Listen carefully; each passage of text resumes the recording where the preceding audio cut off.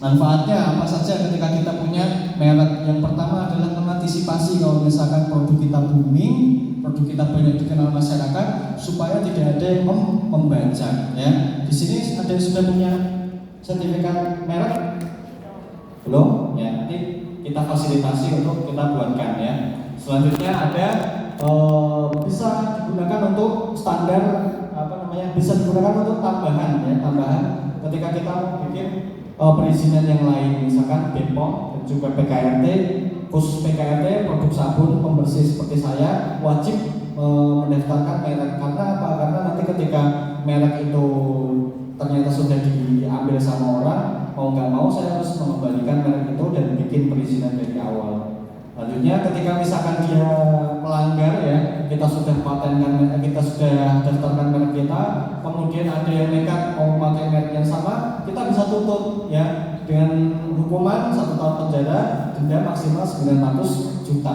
Saya pernah punya pengalaman, bukan saya yang dituntut tapi klien saya ya, jadi dia lapis bubur Sangkuriang itu sebelumnya namanya hanya Sangkuriang ya, lapis Sangkuriang. Yang didaftarkan di Haki itu hanya Sangkuriangnya saja. Ternyata setelah masuk jebret sudah ada yang memakai merek brand Sangkuriang itu dari Indofood. Indofood itu punya produk namanya Sangkuriang. Sekarang sudah tidak diproduksi lagi. Itu seperti ciki-ciki kecil, mie-minan itu, mie kecil itulah ya. Nah itu Indofood punya produk itu sudah tidak diproduksi, tapi apa? Mereknya masih berlaku sampai 10 tahun. Maka kena sidang waktu itu dan kalah dan dijatuhi denda waktu itu 200 juta. Ya, jadi sayang ya, lumayan. Jadi akhirnya diganti, bukan ganti mereknya ditambah. Mereknya dari tadinya Sangkuriang ditambah jadi lapis Bogor Sangkuriang. Kalau lapis Bogornya saja nggak bisa. Jadi dalam Haki itu ada aturan-aturan merek, tidak boleh kita mendaftarkan merek itu ada indikasi geografisnya. Misalkan saya bikin soto Kudus, saya merekin, saya daftarkan Haki itu nggak bisa. Ya, saya bikin misalkan kecuali ya soto Kudus Mas Alfa ya itu boleh ya. Siapa yang namanya Mas Alfa? Seperti itu. Masa berlakunya 10 tahun. Setelahnya dapat mengajukan perpanjangan. Jadi ibu-ibu kalau misalkan punya merek pengen didaftarkan, cek dulu mereknya ya, apakah sudah ada yang pakai atau belum. Kalau misalkan ternyata sudah ada yang pakai, boleh di rebranding dengan cara menambahkan kata-kata pada mereknya. Lanjut. Oke. Cara ngeceknya di Google itu silakan searching cek merek Haki. Nanti klik paling atas ada cek merek ya, klik paling atas, masukkan mereknya itu.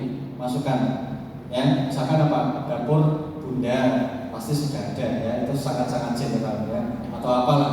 Kalau sudah ada maka ibu harus di branding kalau mau mendaftarkan ya. Caranya tadi di searching di Google cek merek Haki, nanti keluar paling atas, klik terus masukkan mereknya ibu, nanti akan tertera daftarnya semua brand-brand yang namanya mendekati atau sama seperti brand yang dimasukkan. Di sini ada syarat pendaftaran Haki, harus punya, kalau yang kategori UKM harus punya logo, itu boleh berupa gambar, tulisan atau gambar dan tulisan ya. Ada tanda tangan pemohon dan juga ada surat rekomendasi UKM binaan dari dinas UKM ya. Ini untuk khusus usaha mikro dan juga kecil. Nah, di sini saya jelaskan. Kadang-kadang ada UKM yang salah paham. Datang ke dinas UKM, minta apa? Minta dibikinkan sertifikat Haki. Itu bukan ranahnya dinas UMKM. Dinas UMKM hanya berperan dalam memberikan rekomendasi untuk ibu-ibu, bapak-bapak daftar merek.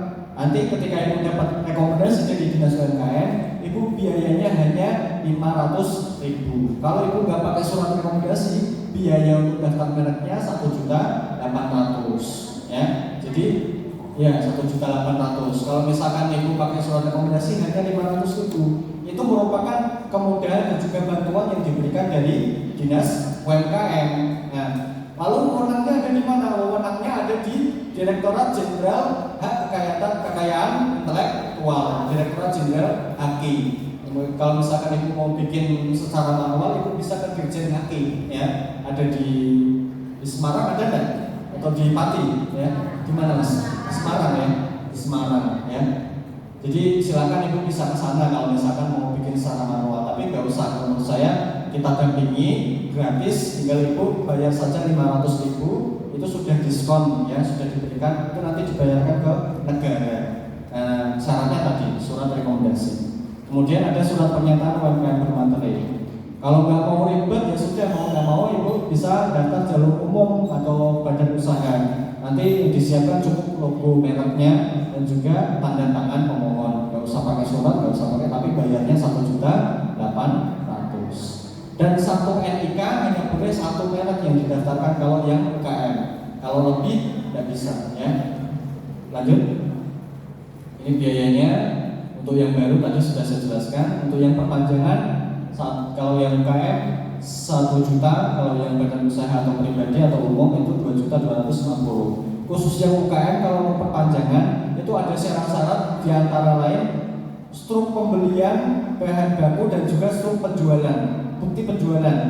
Itu menandakan apa? Menandakan maksudnya bisnisnya masih jalan dan juga masih kategori UKM. Maksudnya ibu-ibu kalau misalkan nanti beli bahan baku atau mungkin nanti menjual ke menjual produknya ke klien, itu kan pasti ada tanda terimanya, ada struknya. Itu disimpan Bu, dan disimpannya berapa lama? 10 tahun. Itu untuk perpanjangan HAKI, ya. Jadi masa berlakunya karena 10 tahun, ya, perpanjangan. Lanjut. Nah, cara pendaftarannya nanti menuju portal DJKI itu di dgip.go.id. Tidak akan kita jelaskan sekarang, tapi insya Allah nanti saat pendampingan di wilayah masing-masing saja. Lanjut. Ini contohnya sertifikat HAKI, ya, sudah terbit.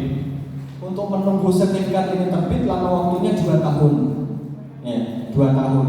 Di situ ada mereknya, ini milik UKM kita, UKM Handicraft. Jadi dia bikin kerajinan tangan, ada bros, ada karung, dan kemarin UKM ini yang kita bantu untuk ekspor. Jadi kita bikin acara pekan ekspor. Kita mendatangkan komunitas ekspor yang memang sudah pengalaman di bidang ekspor, lalu diseleksi, ya, dikurasi produknya mana yang kira-kira pelanggan dari luar negeri tertarik. Alhasil alhamdulillah ada UKM kita, UKM yang dipasarkan produknya ke Jepang. Alhamdulillah. Nah, di sini sertifikat HAKI bentuknya seperti ini. Lanjut. Nah, sebelum 2 tahun sertifikat itu terbit, kita hanya menerima ini tanda terima pendaftaran HAKI merek.